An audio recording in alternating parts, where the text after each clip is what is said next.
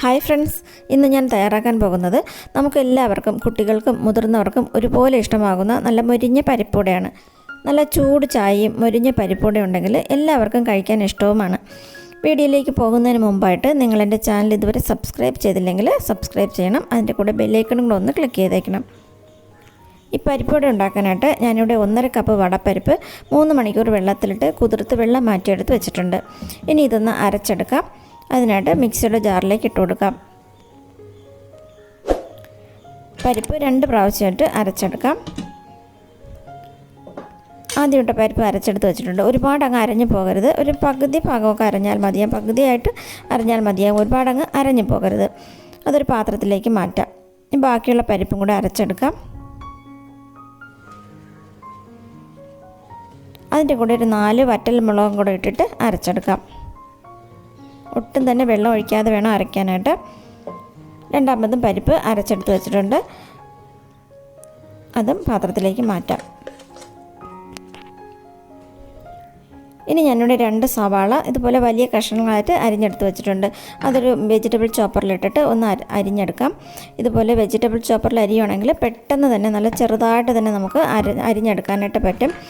ഇതുപോലുള്ള ചോപ്പർ നമുക്ക് അടുക്കളയിൽ വളരെ സഹായമായിട്ടുള്ള ഒന്നാണിത്. സവാള ഇപ്പോൾ നല്ല ചെറുതായിട്ട് തന്നെ അരിഞ്ഞെടുത്ത് വെച്ചിട്ടുണ്ട്. അത് നമുക്ക് പരിപ്പിലേക്ക് ഇട്ട് കൊടുക്കാം.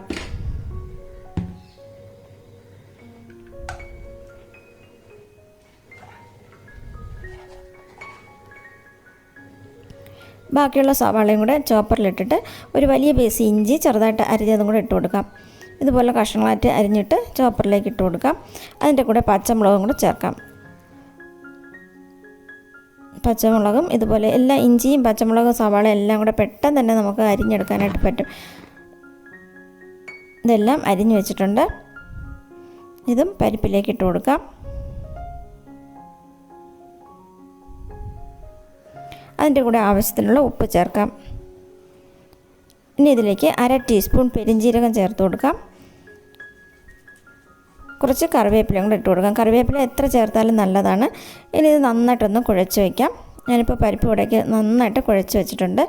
ഇനി നമുക്ക് കയ്യിൽ അല്പം വെള്ളം തടവിയ ശേഷം പരിപ്പ് വടയുടെ ഷേപ്പിൽ പരത്തിയെടുക്കാം. നല്ല കനം കുറച്ച് പരത്തി വട ഉണ്ടാക്കുവാണെങ്കിൽ നല്ല ക്രിസ്പി ആയിട്ടിരിക്കും. അതല്ല സാധാരണ പോലെ പരിപ്പ് വട ഉണ്ടാക്കാനാണ് ഇഷ്ടമെങ്കിൽ അങ്ങനെ ചെയ്യാം. എന്നാലും കനം കുറച്ച് പരത്തി എടുത്തുണ്ടാക്കുകയാണെങ്കിൽ അതായിരിക്കും നല്ല ടേസ്റ്റ്. ഞാൻ എണ്ണ ചൂടാക്കാനായിട്ട് വെച്ചിട്ടുണ്ട്. സൺഫ്ലവർ ഓയിലോ വെളിച്ചെണ്ണയോ ഏതായാലും മതിയാകും.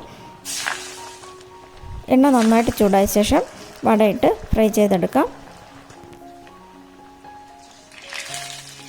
ഒരു സൈഡൊന്ന് ഫ്രൈ ആകുമ്പോൾ തിരിച്ചിട്ട് കൊടുക്കാം. ഒരു മീഡിയം ഫ്ലെയിമിലിട്ടിട്ട് വേണം ഫ്രൈ ചെയ്തെടുക്കാനായിട്ട്. എന്നാലേ നല്ല ക്രിസ്പി ആയിട്ടിരിക്കുകയുള്ളൂ. കനം കുറച്ച് പരത്തിയ ശേഷം മീഡിയം ഫ്ലെയിമിലിട്ട് ഫ്രൈ ചെയ്തെടുക്കുകയാണെങ്കിൽ നല്ല ക്രിസ്പി ആയിട്ടിരിക്കും വട. നന്നായിട്ട് മൊരിഞ്ഞ് വരുമ്പോൾ കോരി മാറ്റാം. അടുത്തതും ഇതുപോലെ തന്നെ ഫ്രൈ ചെയ്തെടുക്കാം.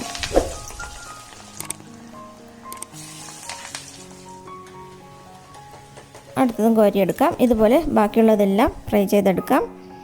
ഈ വീഡിയോ ഇഷ്ടമായെങ്കിൽ ലൈക്ക് ചെയ്യാനും ഷെയർ ചെയ്യാനും മറക്കരുത്. Thanks for watching.